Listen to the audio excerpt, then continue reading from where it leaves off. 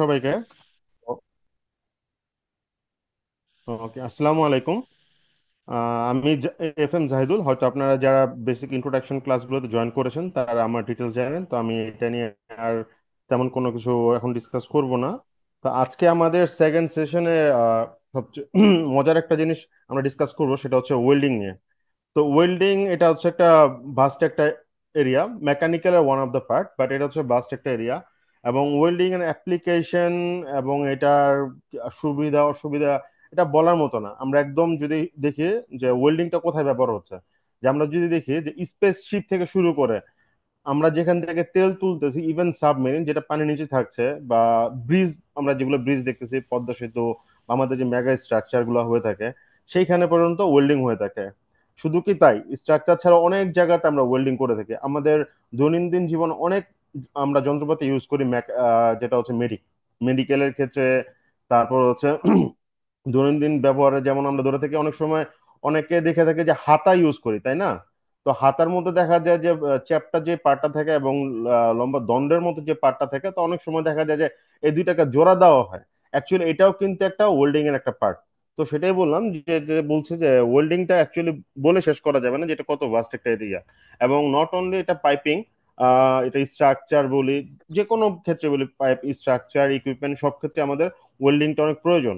তো ওয়েল্ডিং পার্টটা যতটা আমাদের যারা কিউসি লাইনে কাজ করছে, যারা কোয়ালিটি নিয়ে কাজ করছে, বা যারা ইভেন যারা কনস্ট্রাকশন নিয়ে কাজ করছে, যারা প্ল্যানিং নিয়ে কাজ করছে, যারা প্রকিউরমেন্ট নিয়ে কাজ করছে, সবারই আমার মনে হয় যে ওয়েল্ডিং সম্পর্কে একটু সম্যক একটা আইডিয়া বা ধারণা রাখা প্রয়োজন, যে কিভাবে এটা কাজ করে এবং কিভাবে এটাকে আমি ভালোভাবে অপটিমাইজেশন করতে পারি। আর মাঝখানে যদি কারো প্রশ্ন থাকে একটু রেজ করবেন, তাহলে সুবিধা হবে। বা আপনি নোট করে রাখতে পারেন, যখন আমরা কিউ এ সেশনে যাব তখন আমরা এইগুলো আপনাদের যে কনসার্ন গুলো বা কোয়েশ্চেন্স নিয়ে সেগুলো ডিসকাস করব। আর ইন দ্য মিন টাইম যদি আমার কোথাও কোথাও ব্রেকডাউন হয় বা বুঝতে সমস্যা হয়, সাথে সাথে সাথে জানাবেন, আমি ট্রাই করব এটাকে ডেভেলপ করার। ওকে। তো আমরা প্রথমে আসি যে অ্যাজ এ একজন ওয়েল্ডিং ইন্সপেক্টর, যখন আমরা সবাই জানি ওয়েল্ডিং ইন্সপেক্টর বা কিউসি ইন্সপেক্টর, তো তার প্রথমে রোলসটা কি আসে যখন আমরা ওয়েল্ডিং কাজটা শুরু করব। এখানে আমি আরো বলে রাখছি যে ওয়েল্ডিং এর ব্যাপারটা অনেক বড় একটা ভাস্ট একটা এরিয়া। তা আমরা চেষ্টা করব যে ওভারঅল একটা একটা কি বলে এটাকে আউটলুক দেওয়ার জন্য। তো প্রথমে আসে যে এখন একটা ওয়েল্ডিং ইন্সপেক্টর, আমরা রোলস এন্ড রেসপন্সিবিলিটি নিয়ে কথা বলি, যে হ্যাঁ একটা ওয়েল্ডিং ইন্সপেক্টরের কাজ কি। যদি ওয়েল্ডিং করতেছে, সে এসে দেখলো যে ওয়েল্ডিং ভালো হয়েছে খারাপ হয়েছে, হ্যাঁ এটা হয় নাই। তো অনেক সময় যেটা আমাদের ওয়েল্ডার থেকে ফিডব্যাক পাওয়া যায়, বা অনেক কনস্ট্রাকশনে যারা থাকে তাদের থেকে ফিডব্যাক পাওয়া যায়, যে হ্যাঁ সে এত কষ্ট করে একজন ওয়েল্ডার ওয়েল্ডিং করলো, সে আইসা দেখে বলতেছে ঠিক হয় না, এটা এইভাবে করা লাগবে কেন। মানে সে মানে কি বলে যে যে গরম ভাতে ছাই দেওয়ার মতো ওই ব্যাপারটা অনেকের কাছে দাঁড়ায়, যে কেন সে ওয়েল্ডিং ইন্সপেক্টর বা কিউসি এটা নিয়ে কেন কথা বলতেছে। তো একটা আহ, সে কিন্তু অনেকগুলো তার রোলস এন্ড রেসপন্সিবিলিটি থাকে। তো প্রথম যে রোলস এন্ড রেসপন্সিবিলিটিস থাকতেছে একটা ওয়েল্ডিং ইন্সপেক্টর, সেটা হচ্ছে review and approve of A WPS. তো ডাব্লিউপিএস আমরা হয়তো বিগত দিন থেকে যারা এই সেশনগুলোর সাথে জড়িত, তো সবাই যারা টেকনিক্যাল পার্সন বলি বা যারা এই ফিল্ডে কাজ করছি না, তো সবাই হয়তো জানে যে ডাব্লিউপিএস ব্যাপারটা কি। আমি আবারও বলছি, এটা হচ্ছে ওয়েল্ডিং প্রসিডিওর স্পেসিফিকেশন। একটা ওয়েল্ডিং কিভাবে করতে হবে, আমি কি ধরনের মেটালের মধ্যে এটা ওয়েল্ডিং করতে পারবো, কি ধরনের আমার থিকনেসের মধ্যে আমি করতে পারবো, বা আমি যদি পাইপ নিয়ে থাকি কত ডায়ামিটার পাইপ আমি ম্যাক্সিমাম করতে পারবো, কত মিনিমাম ডায়ামিটার পর্যন্ত করতে পারবো। তো দেন হচ্ছে যে আমি কি ধরনের এটা ইলেকট্রোড ইউজ করব, ইলেকট্রোড ইউজ করা। দেন হচ্ছে যেটার আমি যে কারেন্ট ইউজ করব সেটা কি আমার ডিসি কারেন্ট হবে নাকি এসি কারেন্ট হবে।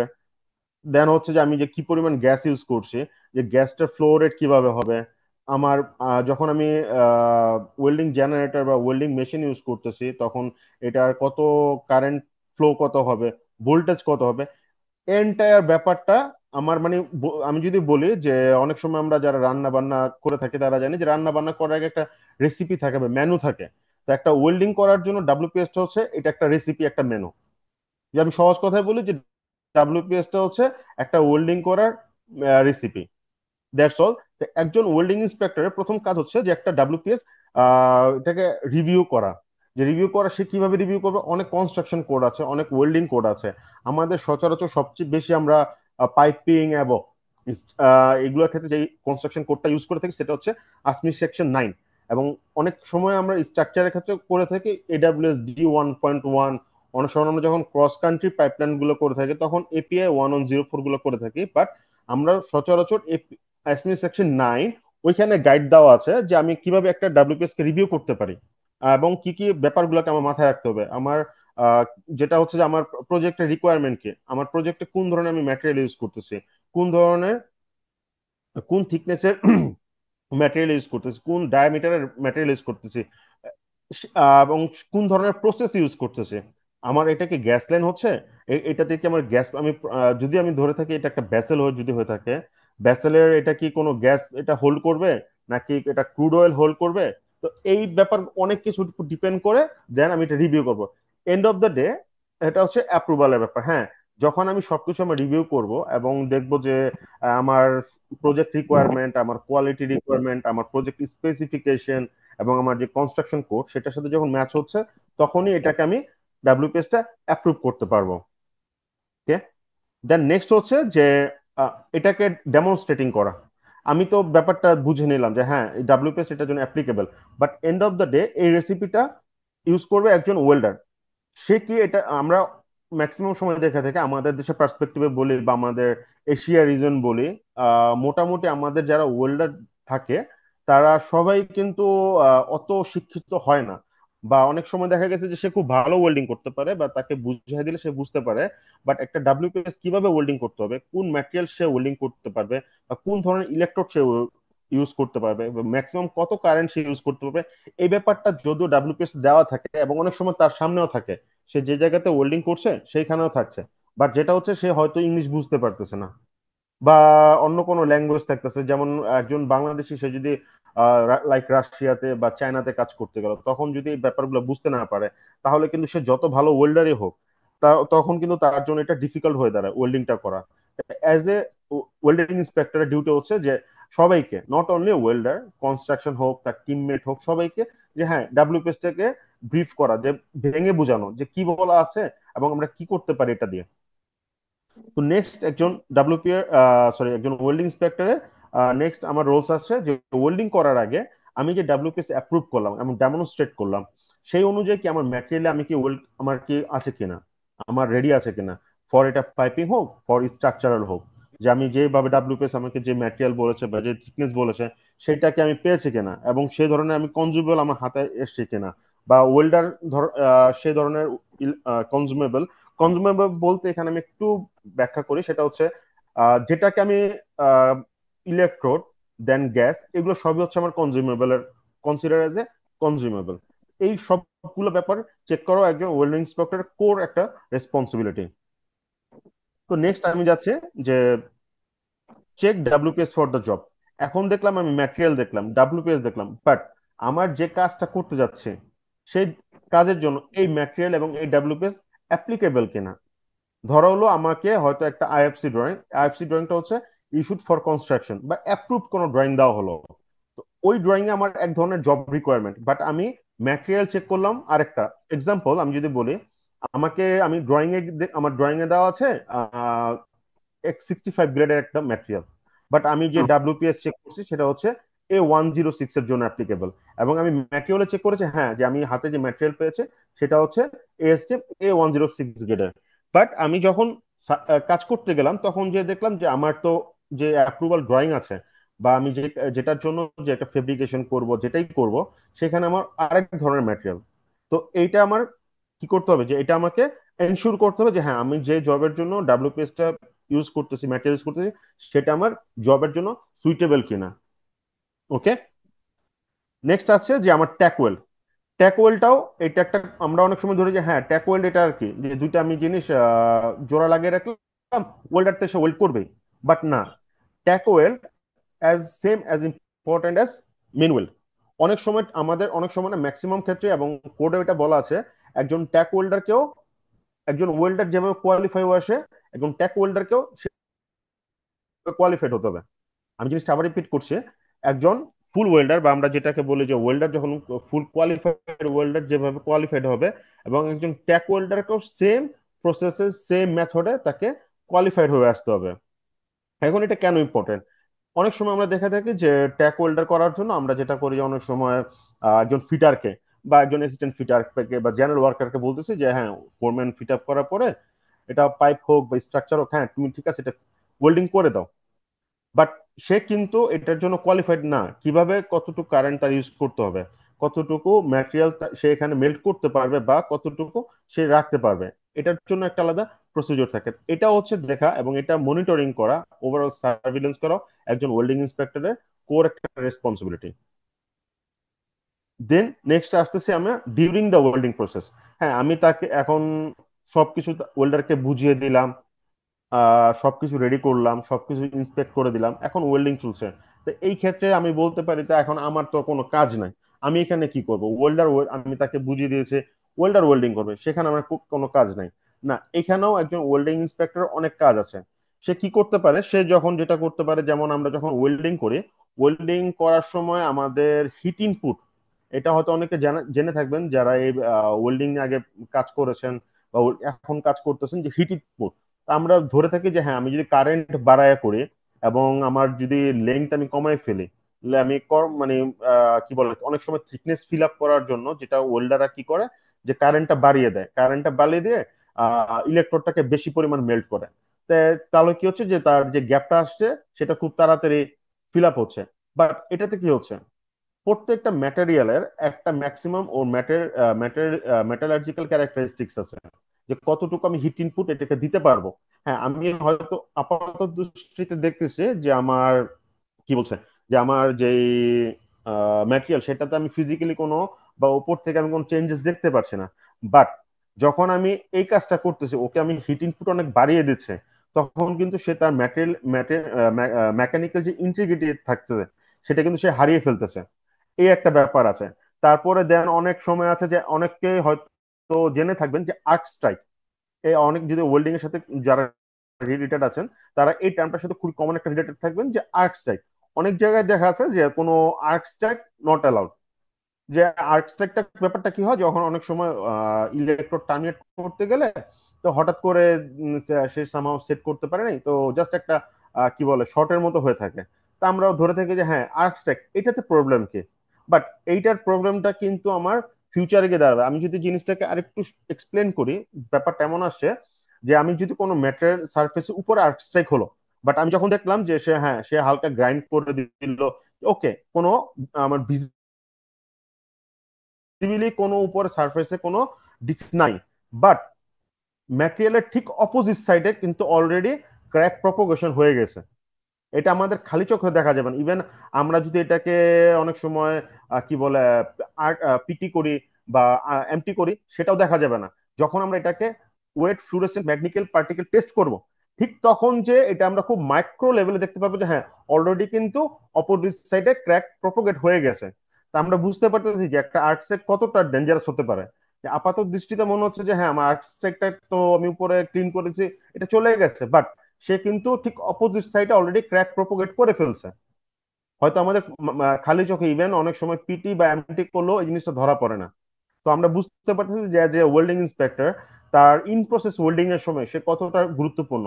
সে প্রথম থেকে শুরু করে আনটিল ইন দ্য প্রসেসে তার কিন্তু একটা মেজর একটা ইম্প্যাক্ট থাকে এখানে। ওকে। তো দেন আমি নেক্সট যেটাতে যাচ্ছি সেটা হচ্ছে যে inspection completed welds, inspecting completed welds. Okay. তো এখন একটা ওয়েল্ডিং হয়ে, যেটা আমি প্রথমে আবার একটু রিপিট করতেছি, যে অনেকে বলে থাকে যে হ্যাঁ, ইন্সপেক্টরের কাজে সে দেখবে সে ওয়েল্ডিং কেমন হয়েছে।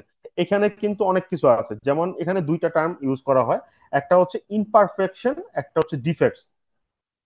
সব ইমপারফেকশন কিন্তু ডিফেক্টস না। যেটা হচ্ছে যখন আমার এই ইমপারফেকশনটা, যখন আমার একটা সবকিছুর একটা অ্যাকসেপ্টেবিলিটির মাত্রা আছে, যে হ্যাঁ, আমি পোরোসিটি পাইলাম বা আমি একটা ক্র্যাক পাইলাম, ক্র্যাক আমার যদি কি বলে যে আমি ইনকমপ্লিট ফিউশন আসছে আমার, দেন হচ্ছে আমার পোরোসিটি আসছে, এটা আসলে কি আমার একটা ওয়েল্ডিং রিজেক্টেড না। এটার জন্য কিন্তু আমার আমি যে কনস্ট্রাকশন কোড থাকে, যেমন বি, আমরা যখন প্রসেস পাইপিং করি তখন B31.3 থাকে, যখন আমরা ক্রস কান্ট্রি পাইপলাইন করি তখন আমাদের AP1104 থাকে, যখন আমরা গ্যাস লাইন করি তখন আমাদের B31.8 থাকে। এখানে অলরেডি দেওয়া আছে যে আমি কোনটার জন্য মানে ওয়েল্ডিং ডিফেক্টস গুলোতে কতটুকু ম্যাক্সিমাম আমি এটাকে কনসিডার করতে পারবো। এবং অনেক সময় দেখা যায় যেটা, হ্যাঁ, আমরা যেটা করতে পারি এবং যতগুলো নন ডিস্ট্রাকটিভ টেস্ট আছে, যা নন রেস্ট্রিক্টেড টেস্ট কোনগুলো হচ্ছে আমার ভিজুয়াল টেস্ট, বিটি যেটা বলে থাকি, বিটি, এমটি, পিটি, আরটি, ইউটি, এগুলো আমার সব ধরনের এনডিটি। এই যত ধরনের এনডিটি আছে সবচেয়ে এক্সটেন্সিভ এবং সবচেয়ে কি বলে যেটাকে, যে আমাদের নিজেদের কন্ট্রোলে যেটা হচ্ছে সেটা হচ্ছে বিটি বা ভিজুয়াল টেস্টিং, বা আমাদের যেটা ভিজুয়াল ইন্সপেকশন আমরা যেটা বলে থাকি। অনেক সময় আমার এমটিতে পিটিতে হয়তো অনেক কিছু না আসতে পারে, যদি আমি এক্সটেন্সিভ লেভেলে যদি ভালো ইন্সপেক্টর হয়, সে কিন্তু অনেক কিছু খালি চোখে সারফেসে, নট সারফেস, সারফেসে অনেক কিছু দেখতে পারে, বা সে অনেক কিছু সাসপেক্ট করতে পারে যে হ্যাঁ আমার এই ওয়েল্ডিংটা যদি আমি এখন এভাবে আছে, আমি যদি এটাকে আরেকটু মডিফাই করি বা আরেকটু ক্লিন করি, সেটা আমার জন্য হয়তো নেক্সট ভালো হবে। তো আমি কি বলছি যে একটা ভিজুয়াল টেস্ট, ভিজুয়াল ইন্সপেকশন, সেটা সবচেয়ে যতগুলো ধরনের এনডিটি থাকে সবচেয়ে ইন্টেন্সিভ লেভেলের ভিজুয়াল টেস্ট ইন্সপেকশন হচ্ছে আমার ভিটি। তো সবচেয়ে আমার, আমি যতগুলো পার্ট এখানে দেখে আসছি, রিভিউ। হ্যালো, আমাকে শোনা যাচ্ছে কি? হ্যাঁ, শোনা যাচ্ছে, শোনা যাচ্ছে। কন্টিনিউ করুন। জি ভাই শোনা ওকে, যাচ্ছে। ওকে। আচ্ছা, তা আমি প্রথম থেকে আবার একটু রিপিট করতেছি। আমার রিভিউ থেকে, একটা ডাব্লিউপিএস রিভিউ থেকে শুরু করে ম্যাটেরিয়াল চেকিং বা জবের কম্পাটিবিলিটি, ডিউরিং ইন্সপেকশন আমার যতটুকু ইম্পর্টেন্ট, একটা ততটুকু আমার ইম্পর্টেন্ট হচ্ছে আফটার ওয়েল্ড ইন্সপেকশন বা ইন্সপেক্টিং কমপ্লিটেড ওয়েল্ডস। এটা হচ্ছে one of the core duty, core, আমি রেসপন্সিবিলিটি বলবো না, কোর ডিউটি হচ্ছে একজন ওয়েল্ডিং ইন্সপেক্টরের। দেন আমি নেক্সট যাচ্ছি, যে ভিজুয়াল ইন্সপেকশন যেটা আমি এখন করলাম। তারপর ওয়ার্ল্ড আইডেন্টিফিকেশন। আমার মনে হয় যে যিনি কথা বলছেন না তিনি মাইকটা মিউট করলে ভালো হয়।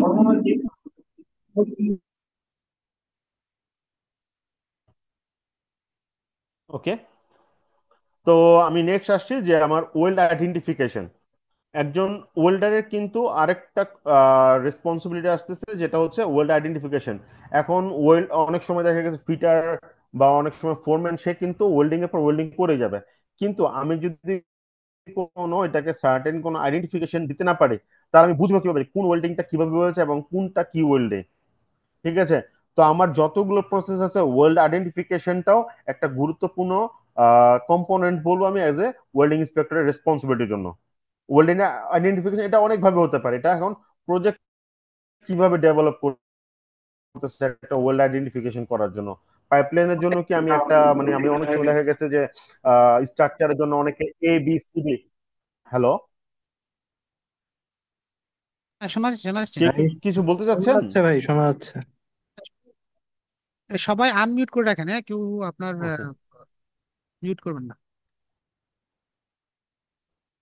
হ্যাঁ, আপনাদের যদি প্রশ্ন থাকে আপনারা একটা কাজ করতে পারেন, যে পয়েন্টটাতে প্রশ্ন আসতেছে আপনাদের সেটা আপনারা নোট করে রাখতে পারেন, তাহলে সুবিধা হবে। আমরা যখন কিউএনএ তে যাব তখন আমরা একটা ভালো একটা সময় পাবো ডিসকাস করার জন্য এটা।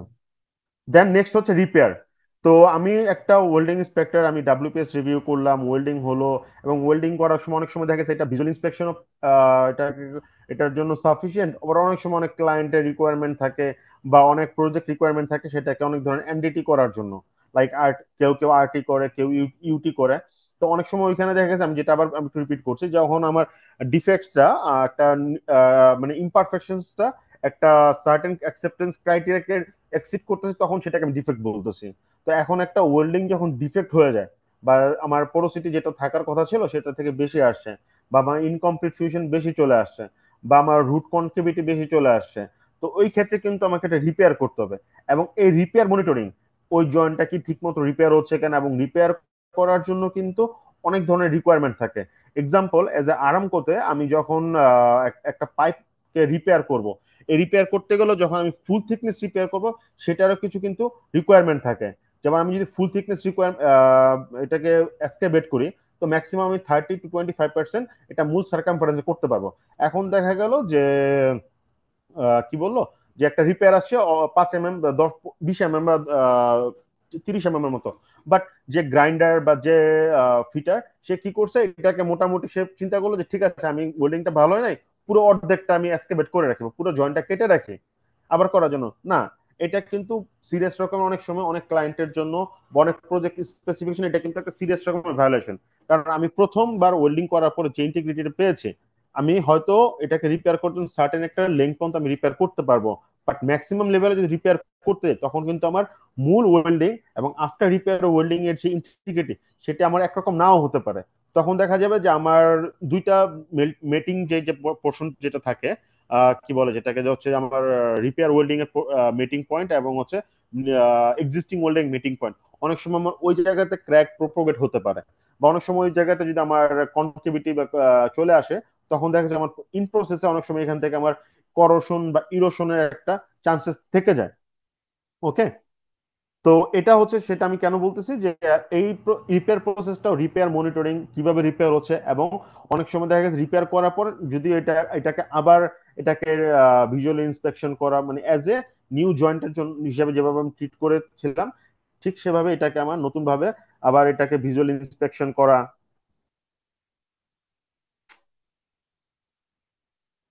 নতুন ভাবে ভিজুয়াল ইন্সপেকশন করা, এটার এনডিটি রিপোর্ট এবং এটা রেকর্ডিং করাও কিন্তু একজন ওয়েল্ডিং ইন্সপেক্টরের রেসপন্সিবিলিটি। আমি আমার ফাইনালি আসতেছে ডকুমেন্টেশন। এই আমি যতগুলো কাজ করলাম, যে কিভাবে আমি ওয়েল্ডিং ওয়েল্ডিং আমি ইন্সপেকশন করেছে, তা ভিজুয়াল ইন্সপেকশন, সেই জয়েন্টটাকে আমি এনডিটি করা আমার করতে হয়েছে, অনেক সময় অনেক করা লাগছে। বা প্রিপেয়ারের সময় অনেক সময় দেখা গেছে যে অনেক সময় বেবেল জয়েন্ট গুলোতে এমটি বা পিটি করা হয় যখন আমরা একটা রুট ফিট আপ করি। তো এই যে এন্টায়ার প্রসেস, এই ব্যাপারটা কি আমি যে শুধু করে গেলাম, শুধু করে যাওয়া কিন্তু আমার কাজ না। এই ব্যাপারটাকে এন্টায়ার প্রসেসটাকে কিন্তু আমার ডকুমেন্টেশন এবং রিপোর্টিং আকারেও এটাকে সংরক্ষিত করতে হবে। কারণ আমি যদি যতই কাজ করে গেলাম, যতই ভালো ইন্সপেক্টর হলাম, বাট আমার যদি ডকুমেন্টেশন ভালো না হয়, এন্ড অফ দ্য ডে যখন কোনো রিপোর্টিং এর প্রয়োজন হবে, তখন যে আমি রিপোর্টটা প্রোভাইড করতে না পারি, তখন আমার যত ভালো ইন্সপেক্টর সব কিন্তু আমি একদম জিরোতে নিয়ে আসবো। ইভেন কনস্ট্রাকশনের জন্য অনেক সময় আমি শুধু as a not only welding inspector, আমি কনস্ট্রাকশন যারা কনস্ট্রাকশনের কাজের জন্য আগ্রহী, বা অনেকে এখানে কনস্ট্রাকশনের সাথে জড়িত আছেন, অনেকে প্রকিউরমেন্টের সাথে জড়িত আছেন, ডকুমেন্টেশনটা আমি আবার বলছি, আমি যতই কাজ করছি সবচেয়ে এন্ড আমার সবচেয়ে ইম্পর্ট্যান্ট একটা পার্ট হচ্ছে ডকুমেন্টেশন। আমার যদি ডকুমেন্টেশন যদি কোথাও আমি ভালো করতে না পারি, ডকুমেন্টেশন যদি আমার প্রপার না থাকে, তাহলে আমি এতক্ষণ যা করেছে কোনো কিছু আমাকে এন্ড অফ দ্য ডে কোনো ইনপুট দিবে না।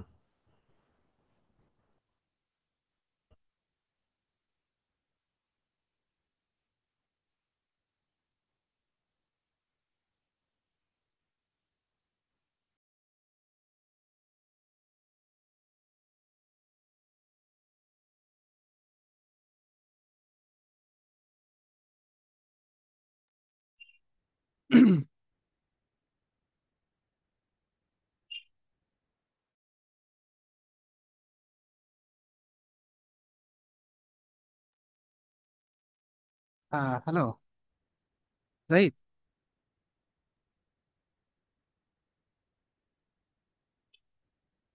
হ্যালো।